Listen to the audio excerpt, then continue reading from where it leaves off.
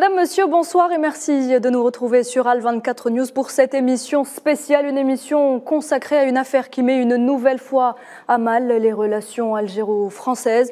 Alors qu'elle commençait à connaître un réchauffement, Alger proteste fermement suite à l'exfiltration vers Lyon en France d'une ressortissante algérienne dont la présence physique sur le territoire national est prescrite par la justice algérienne, une violation de la souveraineté nationale face à laquelle le président de la République, Abdelmadjid Tebboune, a tout de suite réagi. Il a ordonné ce mercredi le rappel immédiat en consultation de l'ambassadeur d'Algérie en France, Saïd Moussi. Pour en parler, nous avons en direct avec nous depuis Paris Gamal Abina, journaliste spécialiste des questions internationales. Bonsoir. Bonsoir, merci pour l'invitation. Merci à vous d'être avec nous. Nous avons également le plaisir d'avoir avec nous au téléphone Abdelkader Choufi, spécialiste des questions stratégiques et sécuritaires. Bonsoir.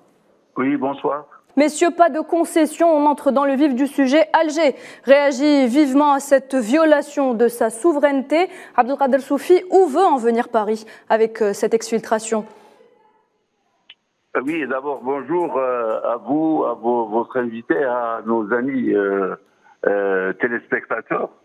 Je crois que la politique française est connue depuis la nuit des temps. Elle valse toujours entre le chaud et le froid, avec un double discours. Aujourd'hui, vous ne pourrez pas trouver deux personnes à contredire ce que je viens de vous informer, enfin de ce que je viens d'avancer.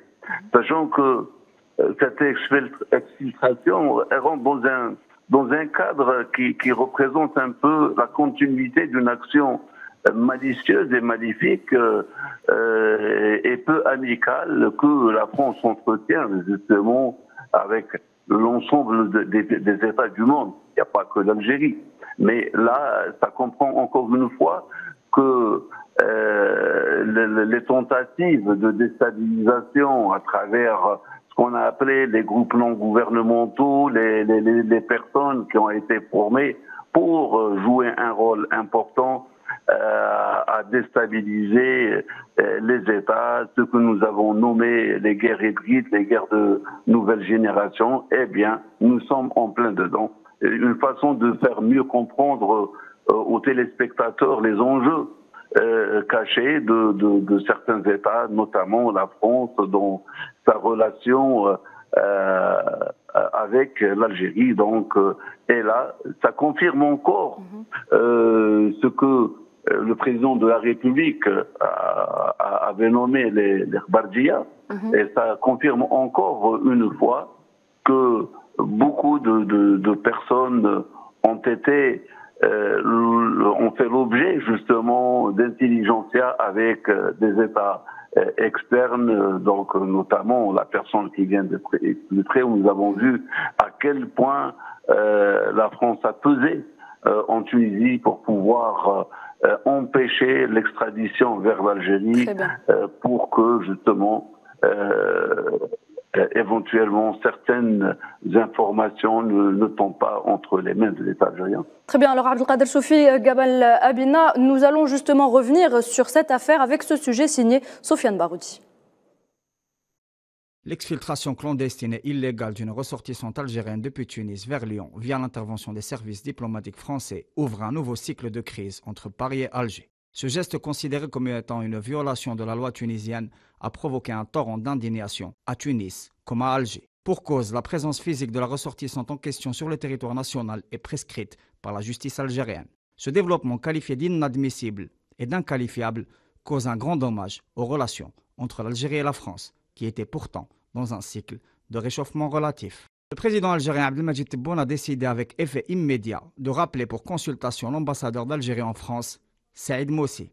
À ce propos, le ministère algérien des Affaires étrangères et de la communauté nationale à l'étranger a exprimé aujourd'hui à l'ambassade de France la ferme condamnation par l'Algérie de la violation de la souveraineté nationale par des personnels diplomatiques, consulaires et de sécurité relevant de l'État français qui ont participé à une opération clandestine et illégale d'exfiltration d'une ressortissante algérienne dont la présence physique sur le territoire national est requise par la justice. Cette action vient dans la droite ligne des provocations qui se multiplient, à l'exemple des dernières sorties médiatiques de l'ancien ambassadeur de France en Algérie, Xavier Driancourt, qui n'ont fini pas d'enchaîner les déclarations inamicales, voire les allégations hostiles à l'égard de l'Algérie. Cet épisode ouvre donc un nouveau cycle de crise diplomatique alors que Paris se trouve dans une situation compliquée et que la France est au cœur d'un grand mouvement de contestation animé par les peuples africains qui contestent l'attitude néocoloniale et la politique impériale arborée par ce pays européen.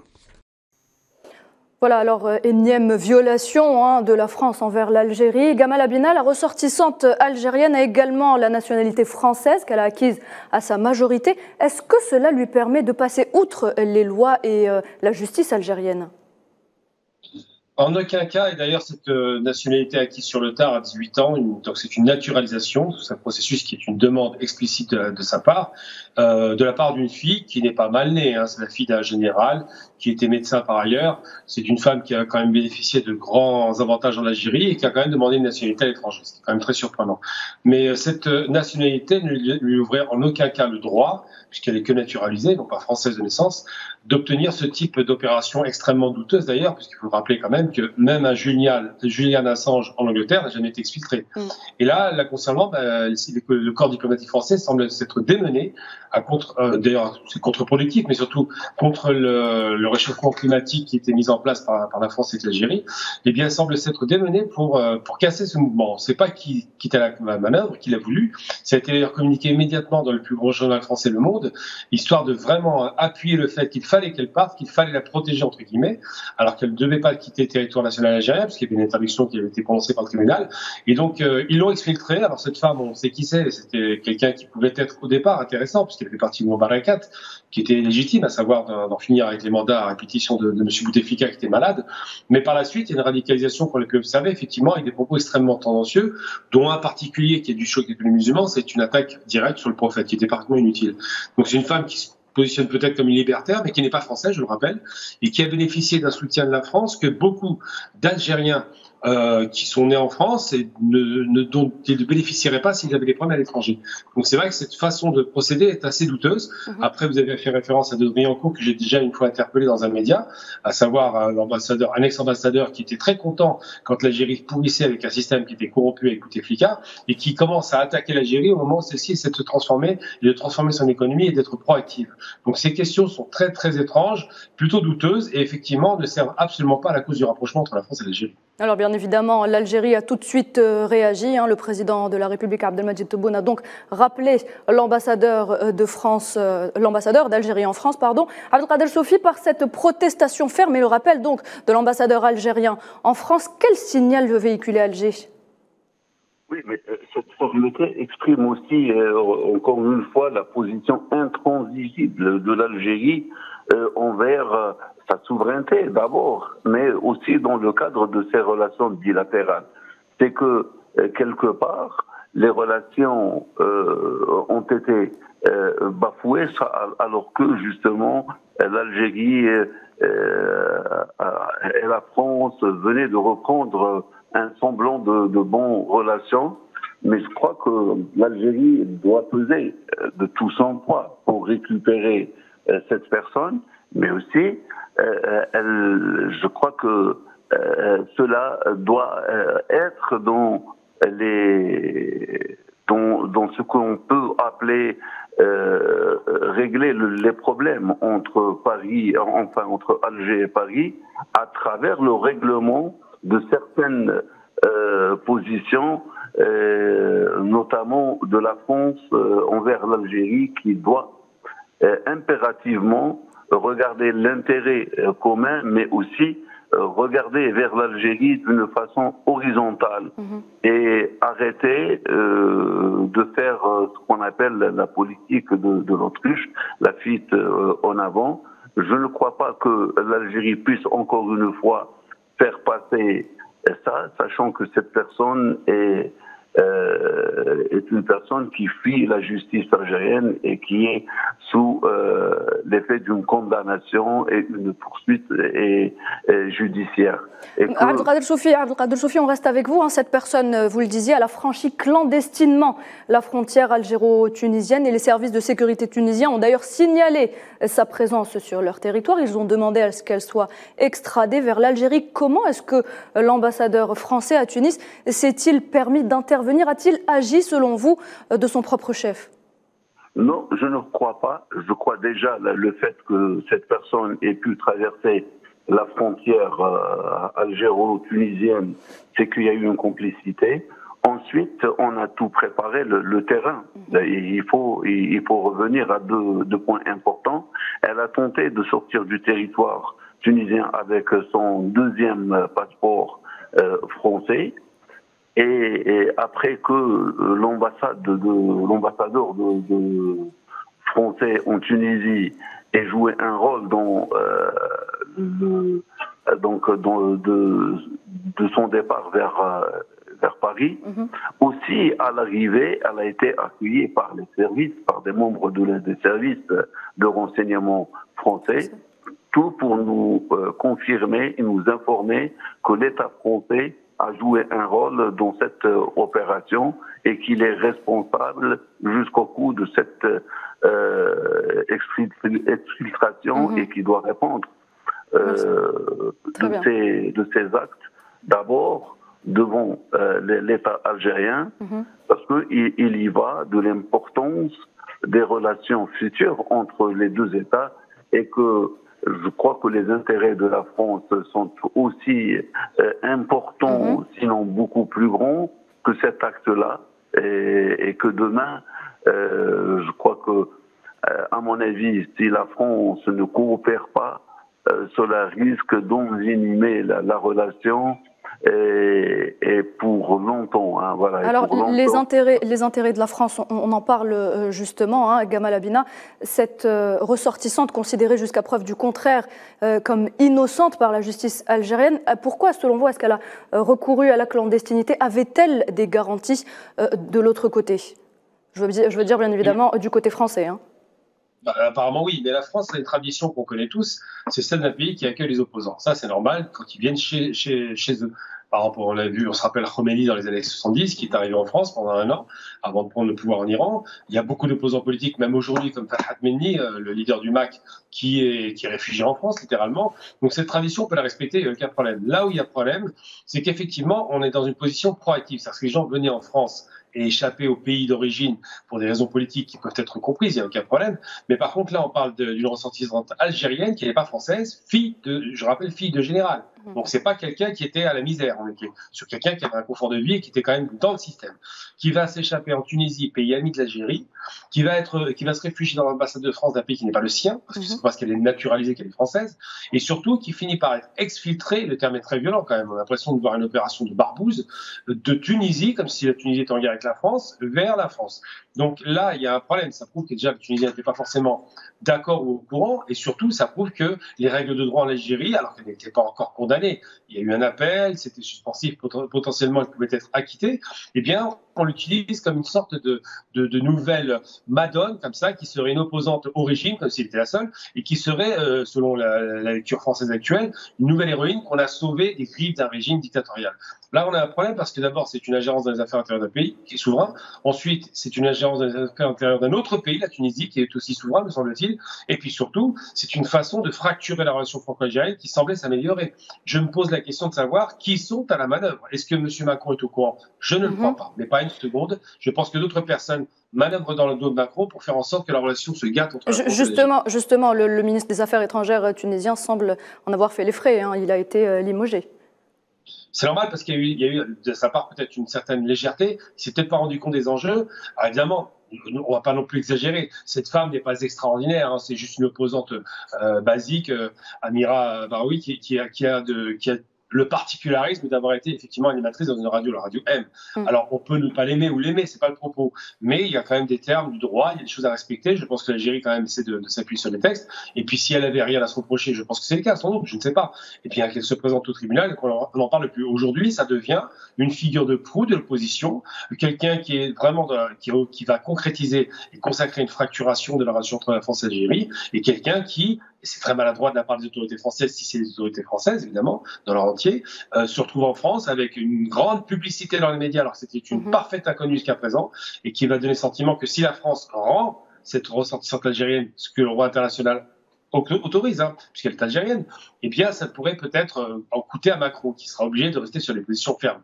Donc c'est un vrai problème en termes d'image, en termes de droit et en termes de politique internationale. À propos justement d'Emmanuel Macron, il n'y a eu pour le moment aucune réaction de l'Élysée ou encore du Quai d'Orsay. Est-ce que cela pourrait, selon vous, conforter justement le fait que ce diplomate, donc l'ambassadeur de France à Tunis, ait reçu des instructions de leur part qu'on pourrait de ce qu'on pourrait appeler plutôt plus haut, des instructions de plus haut? Moi, mon sentiment, je veux dire franchement, on parle beaucoup d'états profonds, ce qui était ressorti aux États-Unis.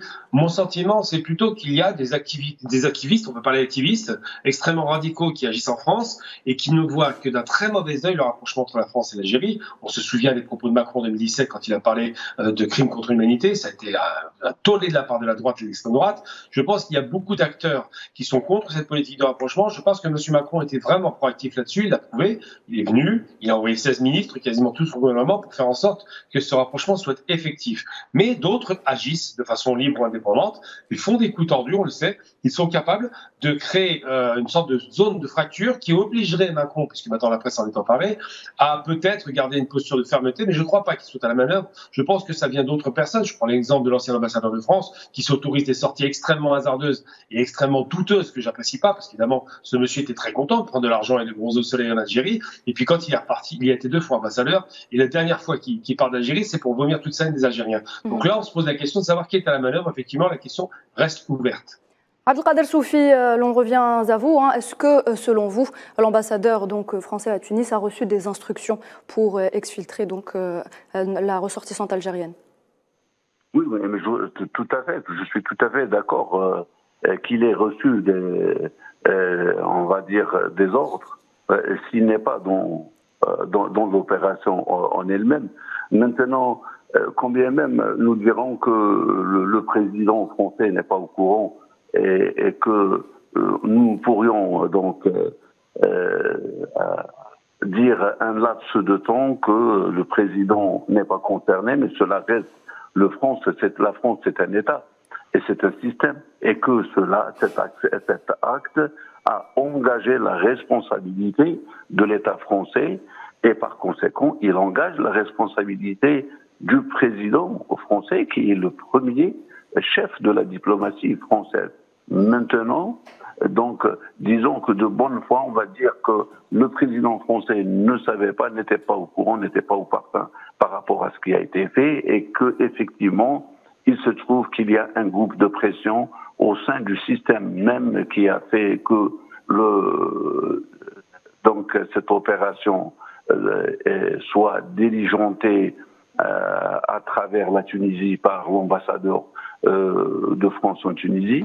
Nous attendons la réaction du président français, et là nous pourrons dire si le président français effectivement a été trahi par un groupe de pression et que lui il peut réparer ce préjudice, ou bien le contraire, c'est que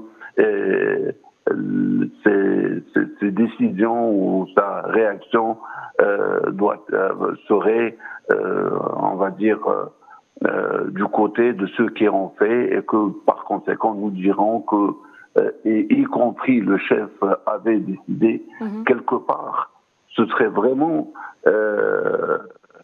j'allais dire, être dupe de voir qu'une action telle que celle-ci, qui engage la responsabilité de l'État français et au premier chef, le chef d'État, et qu'il ne soit pas au courant de cette opération. Donc on va dire que le pourcentage est de 1 sur 1 million. Espérons que le 1 sur 1 million soit effectivement ce qui s'est passé, et par conséquent que le tort soit rétabli et au plus vite. Alors, Abdelkader Choufi, Alger proteste fermement face à cette violation de sa souveraineté, mais pas uniquement. La violation touche également à la souveraineté de la Tunisie voisine. On peut dire que les institutions de l'Hexagone nagent en eau trouble. Personne ne pourra mettre en cause les décisions de la justice algérienne. Écoutez, vous savez que pour beaucoup viennent nous donner des leçons de la démocratie, alors que ces mêmes États qui parlent de démocratie, ce sont les pires dictatures qui puissent exister dans le monde. Et nous avons vu que la politique de ces États j'allais dire, dans les affaires étrangères, sont gérées justement par des groupes de pression, par des multinationales, par l'armée elle-même, donc par les services secrets de ces États. Nous avons vu l'opération Barkhane au Mali, l'ensemble de l'action française en Afrique à travers la cellule France-Afrique. Et là aussi, encore une fois, nous venons de voir que c'est une action qui va au-delà des intérêts construits communément entre Alger et Paris. Et ce retour, finalement, même s'il y a un groupe qui essaye de casser ce rapprochement, et qu'on va dire que ce groupe veut qu'il y ait un malaise entre Alger et Paris, si le président français donc, et les gens qui sont aux affaires à Paris doivent réagir très vite et montrer la bonne foi de l'État français et que effectivement ça a été un coup bas effectué par des groupes de pression qui ne veulent pas du bien ni pour Paris ni pour la relation algéro-parisienne. Très bien. Une dernière question pour vous, Gamal Abina, avant de clore donc le débat. Pourquoi est-ce que, selon vous, l'ancien ambassadeur de France en Algérie, Xavier Driancourt, n'arrête pas les attaques envers l'Algérie? Qu'est-ce qu'il y a derrière toutes ces attaques? Je pense qu'il n'est pas très net, ce monsieur. Alors, je ne sais pas les raisons qui le motivent. Ce qui est certain, c'est qu'il dit beaucoup de stupidité. Je vais prendre un exemple très concret. L'Algérie, l'année prochaine, donc cette année, va s'effondrer économiquement. Il fait des perspectives ridicules, expliquant que par là même, si elle s'effondre, la France s'effondre avec. Alors, j'ai envie de dire qu'en 90, l'Algérie s'était effondrée économiquement, puisqu'on était sous le joug du FMI, de la Banque mondiale, 40 milliards de dettes. Aujourd'hui, le pays va très, très bien sur le plan macroéconomique, mais ça n'empêche pas de sortir ce genre d'ineptie. C'est un homme qui a des problèmes, qui fait des règlements de compte, qui est peut-être le descendant finalement de colons ou de Français d'Algérie française, tout simplement avec une lecture peut-être néocolonialiste ou raciste, mais c'est un homme qui dit beaucoup de stupidité et qui gâte la relation entre la France et l'Algérie. Il fait beaucoup de sorties un peu hasardeuses, ça va à l'encontre de ce que M. Macron essaie de mettre en place. Je pense que tous les efforts de séduction déployés par M. Macron sur une opération comme celle-là vont être mis à mal. Mais c'est vrai qu'il va être difficile à M. Macron, France, terre d'asile, rappelons-le tout de même, qui accepte les opposants politiques, de justifier d'avoir enfreint des règles de droit élémentaires, de droit, je parle de souveraineté nationale, et surtout, s'il doit rendre cette ressentissante opposante politique ou pas d'ailleurs, il va être difficile de se justifier auprès de sa propre opinion publique. Aujourd'hui, il y a une levée de bouclier. On sent bien qu'il y a une sorte d'embrasement comme ça de tous les anciens de l'Algérie française et tous les gens qui ont une détestation d'Algérie et qui poussent à la rupture entre la France et l'Algérie. Je pense qu'il y aura sans doute une négociation, peut-être ou pas, mais que malheureusement cette affaire-là risque d'avoir des relations considérables sur le futur pour une simple activiste politique qui n'avait pas le poids qu'on voudrait lui donner. Donc c'est vrai qu'on peut se poser la question de savoir pourquoi cet autre activiste, M. Driancourt, qui a quand même bénéficié de beaucoup de confort en Algérie différent de l'ancien système, se met à éructer littéralement et à insulter les Algériens, à parler d'un pays qu'il ne connaît plus manifestement, juste pour vraiment créer des tensions. La question qui se pose, c'est de savoir pour qui il travaille, tout simplement. Exactement. Pour qui il travaille, c'est des questions sur lesquelles nous reviendrons prochainement. Gamal Abina, merci d'avoir répondu présent ce soir. Je rappelle que vous êtes journaliste spécialiste des questions internationales. Merci beaucoup. Merci. Abdelkader Soufi, merci à vous également d'avoir été parmi nous ce soir. Vous êtes spécialiste des questions stratégiques et sécuritaires. Merci. Merci à vous. Madame, Monsieur, merci d'avoir suivi cette émission spéciale. Restez sur Al24 News pour plus d'informations concernant ce dossier. Très bonne soirée.